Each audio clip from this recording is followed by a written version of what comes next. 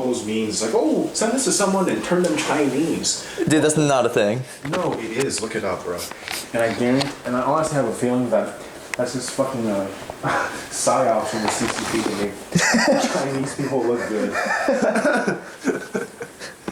That's actually... How did you get into Google?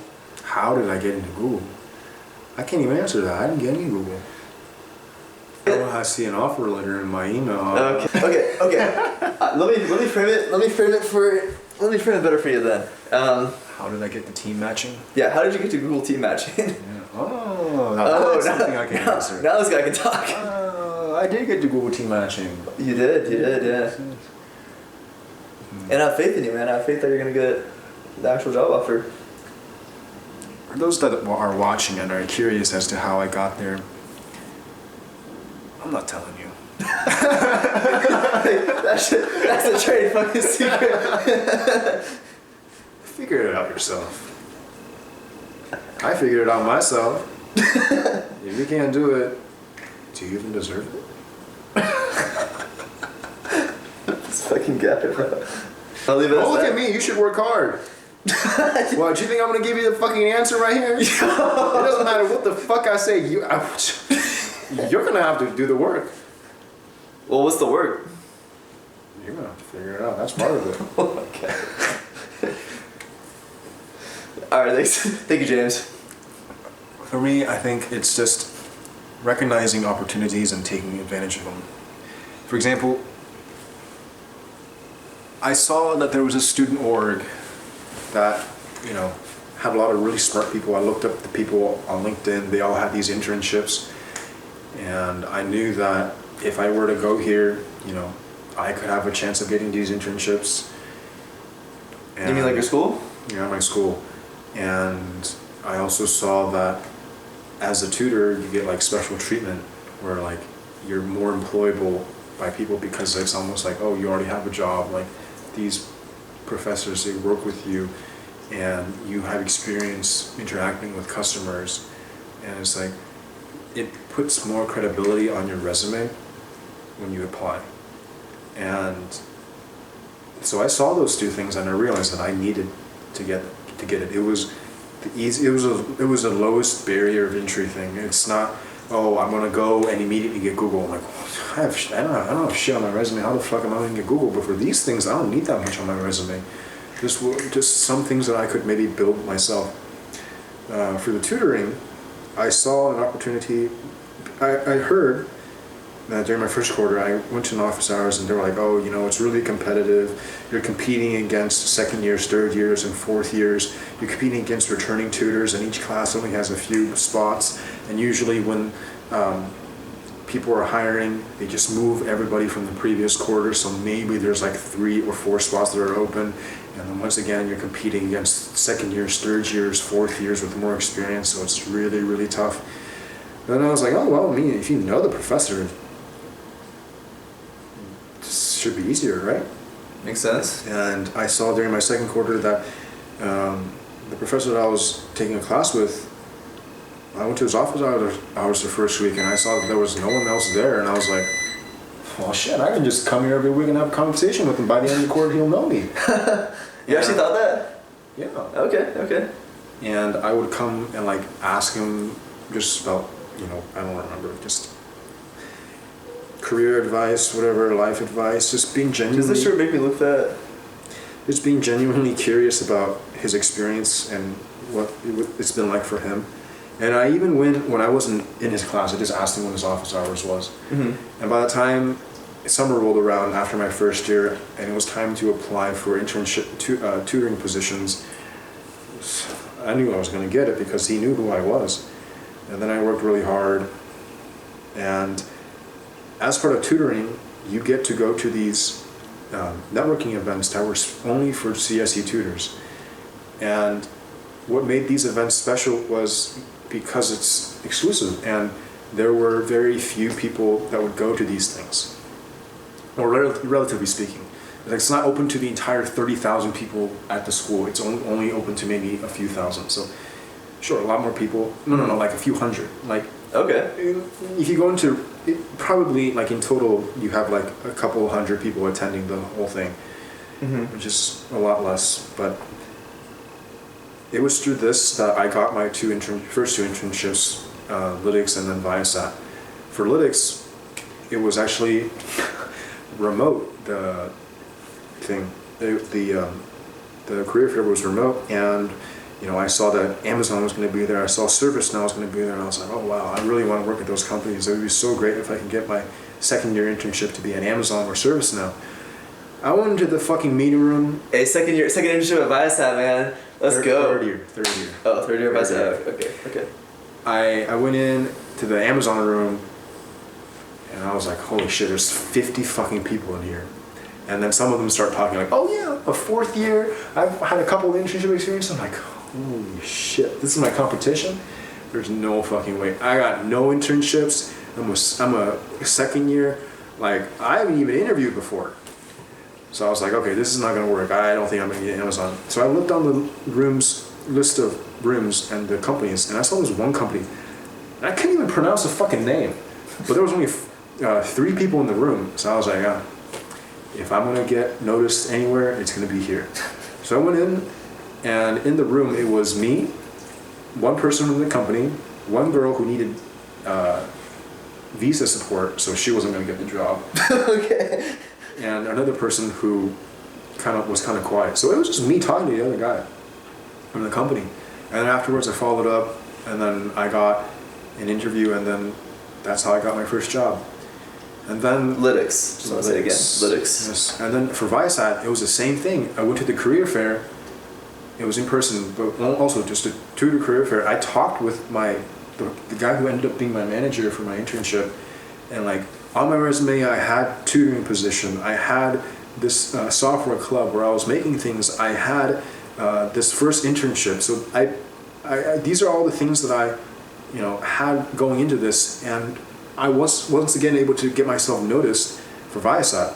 So that's how I got the fourth one, the fourth thing on my resume. Second internship, the fourth thing on the resume. And then I'll also say, because I joined the student club, I was able to connect with this other person, and he has a lot of connections.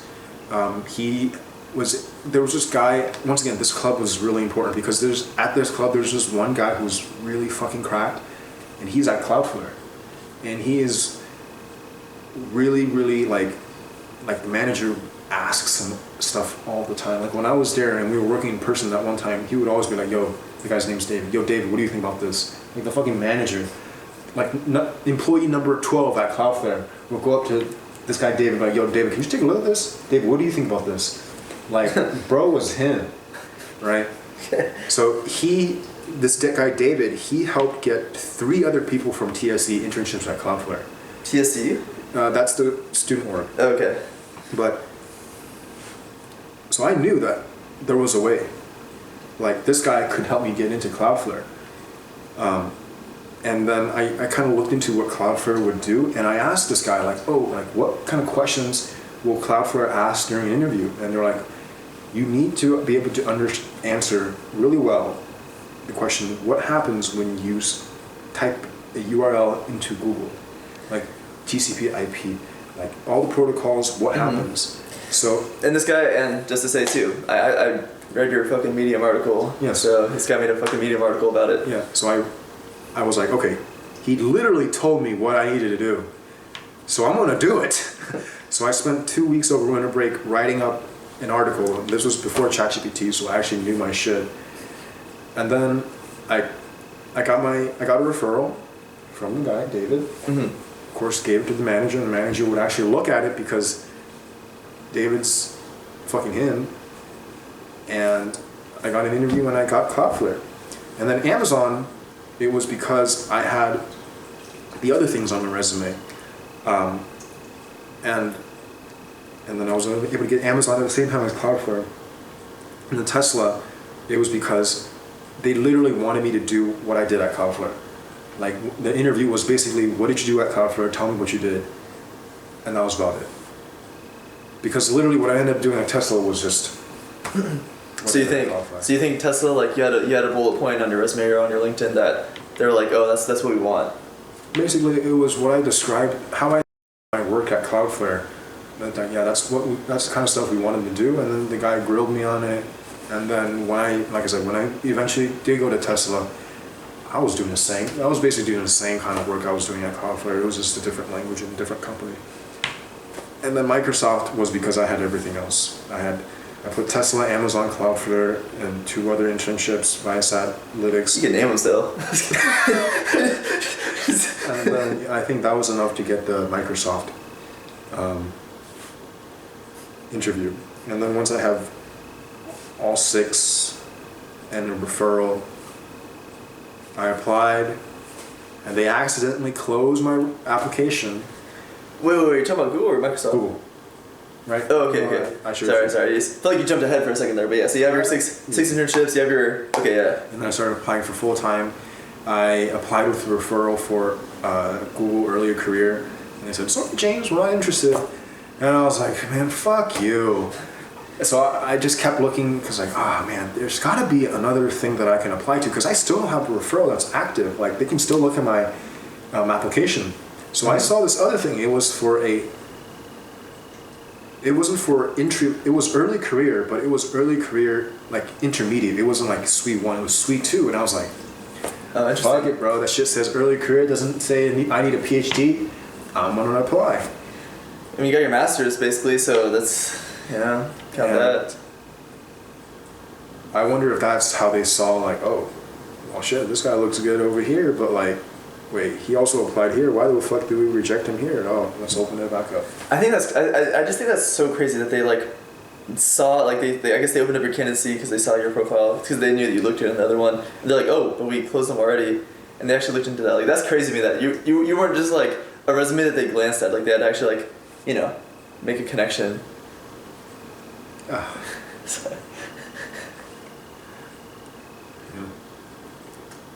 So that's your history, but anything that you did that helped you get into Google, like for example technical interview stuff. Oh, I was more so talking about how to find the opportunities to develop your resume to actually get the interview. That was good. No, that was actually really good. I feel like I can't believe you've been plotting since beginning of college. I've been plotting since high school. That's crazy, man. Dude, in high school, when I graduated out of high school and I was going to community college, I wanted to be a physical therapist. I had no desire to go into tech. Well, yeah, I guess I didn't. But yeah, so technical interview though. What do you? How would you prepare for your technical interview? Lead code. That's it? Just do lead code. You gotta get good at it. Mediums should not be medium. If you see a medium, you should be able to do it like 70% of the time, minimum. And you should be able to do the occasional hard. I think if you see a hard, you should be able to do it 25 to 30% of the time. Or at least make really good progress. And the only thing that you're missing is that one trick that makes it a hard. But honestly, a lot of these companies out here, you have to be able to solve hards, even for early career. Did you get any hard questions like LeetCode hards for Google? Oh no! For Google, it was all pretty simple. Okay. The OA was fucking ridiculous. It was really easy. First round, the technical was Dijkstra's, and then on-site it was a binary search, and then Dijkstra's. It's really nothing.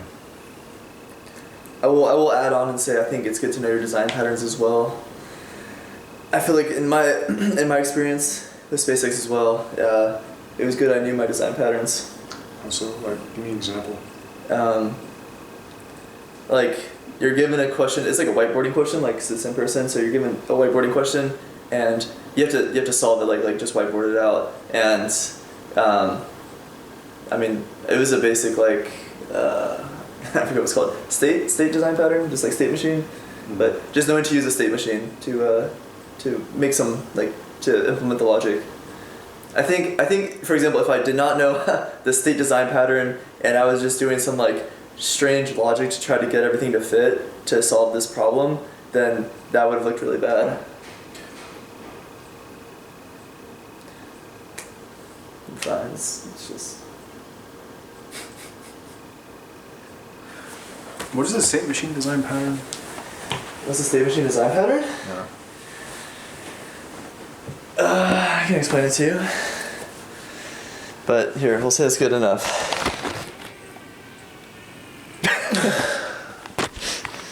Thank you, James.